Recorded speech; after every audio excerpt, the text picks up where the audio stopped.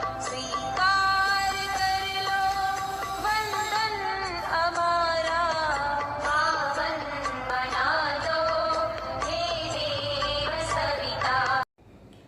आज का वीडियो रोचक होने वाला है, मज़ेदार होने वाला है, आश्चर्यजनक भी है, इसलिए वीडियो के अंत तक बने रहें। क्या पता इस वीडियो को देखने के बाद गुरु के प्रति आपकी आस्था बढ़ जाए, विश्वास बढ़ जाए और गुरु कृपा आप पर होने लगे। तो चलिए आज शुरू करते हैं श्री राम शर्मा आचार्य जी के चमत्कारिक प्रसंग भाग 5 पर चर्चा करेंगे।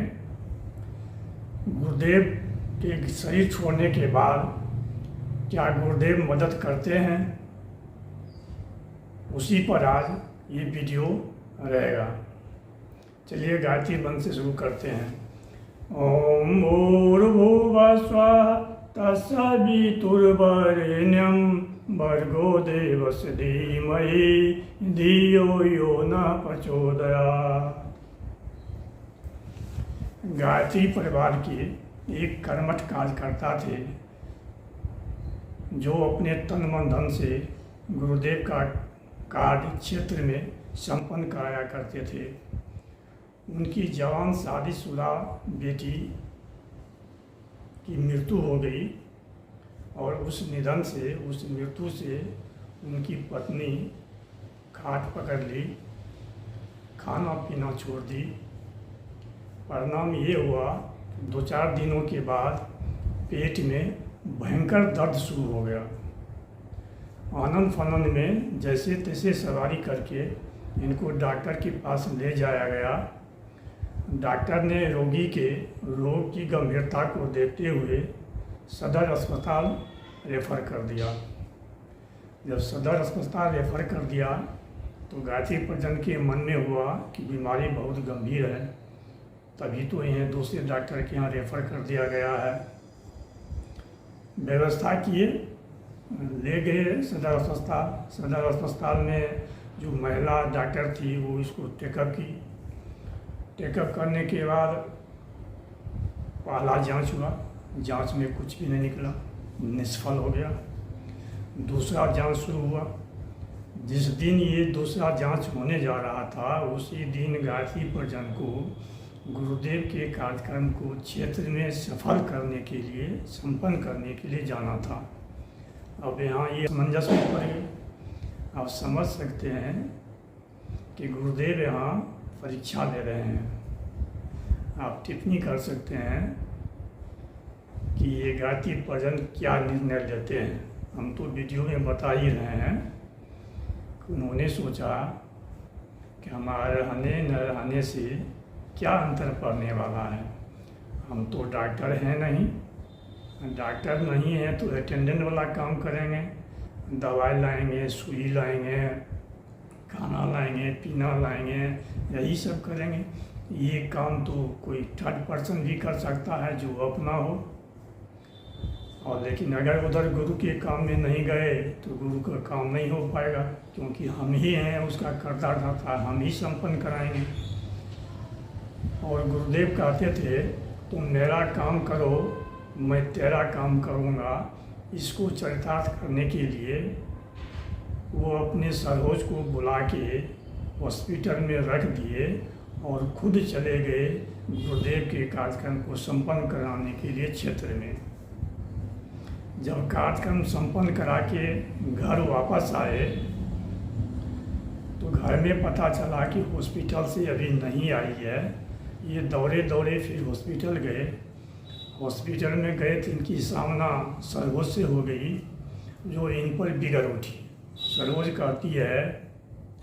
कहती है आपको समझ में नहीं आता है, पत्नी हॉस्पिटल में है, इमरजेंसी है और इनको छोड़कर आप गांव-गांव, शहर-शहर गुरुदेव का काम करने के लिए घूम रहे हैं। पहले आपको तो ये काम देखना है।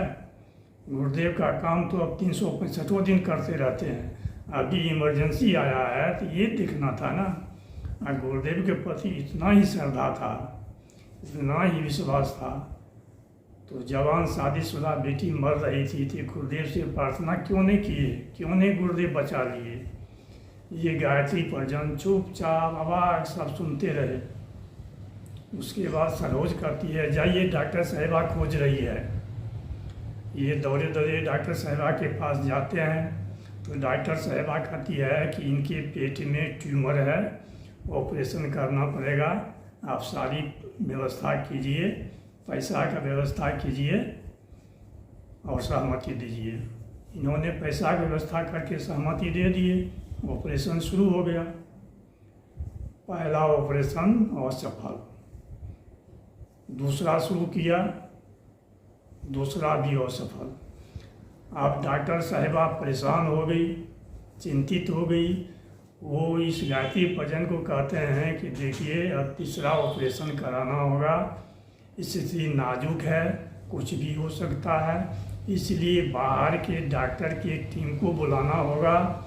आप जल्दी निर्णय लीजिए, समय नहीं है। ये सोचते हैं कि यदि तीसरा ऑपरेशन नहीं कराते हैं तो 2 ऑपरेशन जो कराए हैं वो तो निरर्थक चला गया, उसका क्या फ़ायदा, और लोग छूटेगा नहीं, परेशानी ज्यों को त्यों बनी रहेगी। इसलिए तीसरा ऑपरेशन कराने के लिए ये तैयार हो गए। ऑपरेशन शुरू हो गया, बाहर से टीम आया ही था। और इधर गायत्री भजन क्या किए, एक छोटी सी चौकी पर पास में गुरुदेव का हमेशा फ़ोटो रखते थे, फ़ोटो निकाल के रख दिए, अच्छी तरह से सजा के अपने पूजा पाठ में वो लग गए। इधर ऑपरेशन चलता रहा। ऑपरेशन कई सुबह तक चला। सुबह होने के बाद डॉक्टर साहिबा बाहर निकलती है और गायत्री भजन जो कि पूजा में लगे हुए हैं उनको पीछे से कंधा पर हाथ रख कर कहती है पूजा पाठ बंद करो। अब वो गायत्री भजन तो अवाक, सुन, पूरा शरीर सुन्न हो गया। कोई भी ऐसी बात सुनेगा तो सुन्न ही हो जाएगा। आप सोचिए क्या हुआ होगा, टिप्पणी में कीजिए, हम तो बता ही रहे हैं। डॉक्टर साहिबा भी अस्पष्ट रह गई कि ये क्या समझ लिया कि व्याकुल हो गया, अस्थिर हो गया है। वो कहता है घबराने की बात नहीं है, ऑपरेशन सफल हुआ है। ये बताइए आप जिसका पूजा कर रहे हैं ये कौन है। तो वो गायत्री भजन कहते हैं मैडम इस ढंग से आपको अटेंडेंस का को अटेंड नहीं करना चाहिए, इस ढंग से नहीं बताना चाहिए। अगर हल्का हार्ट का रहेगा तो उसका हार्ट फेल हो जाएगा। डॉक्टर साहिबान ने क्षमा मांगी और कहती है ठीक है हम क्षमा मांगते हैं, पहले ये बताइए ये हैं कौन जिनका ये पूजा कर रहे हैं। गायत्री भजन कहते हैं ये हमारे गुरुदेव हैं, स्वयं महाकाल हैं। कहते हैं हाँ। डॉक्टर साहिबा कहती है हाँ ये तो हम अपने आँख से देख चुके हैं। गायत्री भजन कहते हैं मतलब आप कहना क्या चाहती हैं। तो वो कहानी कहती है कि हम जब ऑपरेशन कर रहे थे तो डॉक्टर के रूप में ये स्वयं खड़ा थे और इन्हीं के बताए हुए रास्ते पर चलते हुए हम सारा ऑपरेशन किए। जैसे जैसे ये कहे वैसे वैसे ही हम किए। हम तो समझे कि ये कोई डॉक्टर हैं।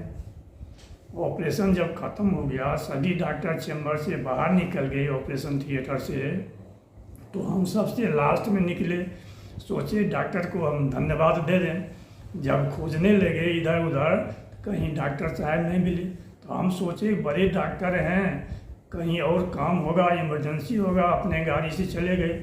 जब आपको पूजा करते हुए देखे तब हमारे मन में आया कि आखिर ये है कौन जो हमको वहाँ मदद कर रहे थे, यहाँ आप पूजा कर रहे हैं। हमको सारी बात विस्तार से बताइए। तो वो गायत्री भजन ने उनको विस्तार से शांति कुंज के बारे में, मथुरा के बारे में, ब्रह्मवर्चस्व शोध संस्थान के बारे में, देव संस्कृति विश्वविद्यालय के बारे में सारी बात बता दिए।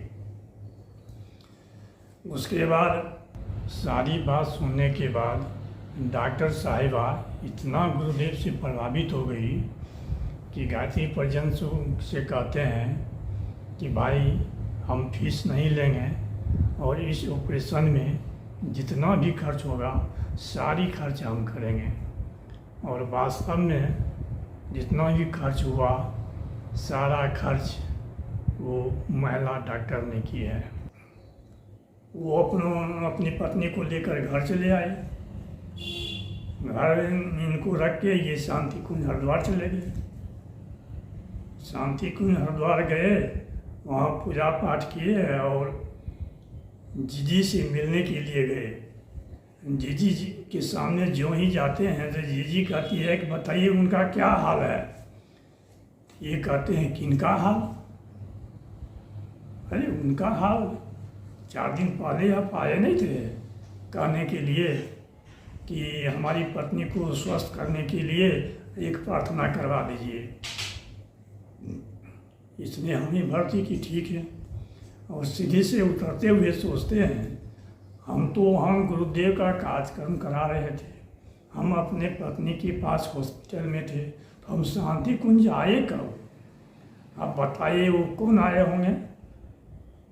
वे और कोई नहीं, स्वयं महाकाल दिख रहे हैं ना, महाकाल गुरुदेव थे जो परिजन का वेश धारण कर शांति कुंज में अपनी बेटी को कहते हैं कि उनकी यानी गायत्री परिजन की पत्नी की स्वास्थ्य लाभ के लिए प्रार्थना करवा दीजिए। तो भाई एन बहनों, आपसे कल जोड़ के विनती है, आप भी गुरुदेव के प्रति आस्था रखिए, गायत्री मंत्र की जाप कीजिए। जैसा आपका प्रारब्ध होगा, जैसा आपका निष्ठा होगा, आस्था होगी, वैसे आपको गुरुदेव मदद करते रहेंगे। चलिए, वीडियो देखने के लिए धन्यवाद।